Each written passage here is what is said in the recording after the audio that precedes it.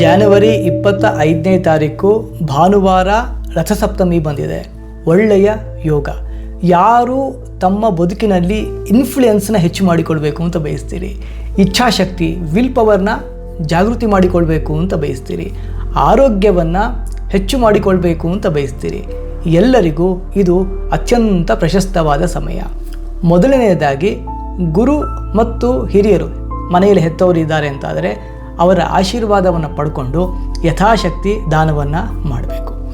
ಎರಡನೆಯದು, ಬೆಳಗ್ಗೆ ಸೂರ್ಯೋದಯಕ್ಕಿಂತ ಮುಂಚಿತವಾಗಿ 7 ಎಕ್ಕೆ ಎಳೆಗಳನ್ನು 2 ಸಂಪ್ರದಾಯ ಇದೆ.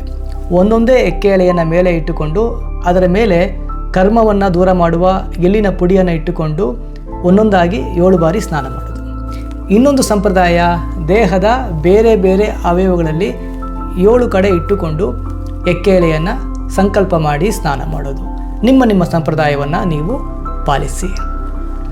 ಮೂರನೆಯದು, ಸೂರ್ಯನಿಗೆ ಅರ್ಘ್ಯ ಕೊಡೋದು. ಮತ್ತು ಸೂರ್ಯ ನಮಸ್ಕಾರ ಎಂಬುದು ಕೇವಲ ಇವತ್ತು ದೈಹಿಕ ಕಸರತ್ತಾಗಿದೆ.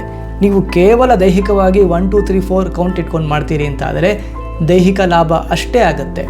ನೀವು ಎಷ್ಟು ಸೂರ್ಯ ನಮಸ್ಕಾರ ಮಾಡ್ತೀರಿ ಅನ್ನೋದು ಮುಖ್ಯ ಅಲ್ಲ. ಕಾಯ ವಾಚ ಮನಸ ಶ್ರದ್ಧೆಯಿಂದ ಒಂದೇ ನಮಸ್ಕಾರವನ್ನು ನೀವು ಮಾಡಿದರೂ ಕೂಡ ಅದು ಅಪರಿಮಿತವಾದ ಫಲವನ್ನು ಕೊಡುತ್ತೆ.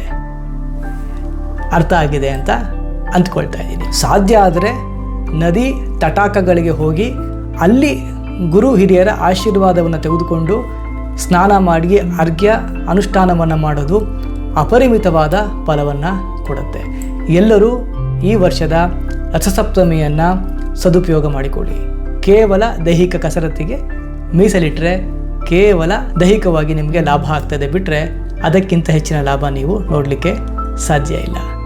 ನಾನು ಈ ವರ್ಷ ಜೀವನಯೋಗದ ಆಶ್ರಮದ ಶಿಂಷಾ ನದಿಯ ದಡದಲ್ಲಿ ನನ್ನ ವಿದ್ಯಾರ್ಥಿಗಳನ್ನು ಭೇಟಿಯಾಗಿ ಅರ್ಘ್ಯ ಪ್ರದಾನ ಮಾಡೋದನ್ನು ಹೇಳಿಕೊಡ್ತಾ ಇದ್ದೀನಿ. ಆದರೆ ಇದಕ್ಕೆ ಕೇವಲ ಜೀವನಯೋಗದ ಹಳೆಯ ಸಾಧಕರಿಗೆ, ವಿದ್ಯಾರ್ಥಿಗಳಿಗೆ ಮಾತ್ರ ಅವಕಾಶ ಇರುತ್ತೆ. ಮುಂದಿನ ವರ್ಷ ಎಲ್ಲರಿಗೂ ಇದನ್ನು ಓಪನ್ ಮಾಡೋಕ್ಕೆ ಪ್ರಯತ್ನ ಮಾಡ್ತೀವಿ. ಎಲ್ಲರಿಗೂ ಒಳ್ಳೆಯದಾಗಲಿ. ಶುಭ ದಿನ.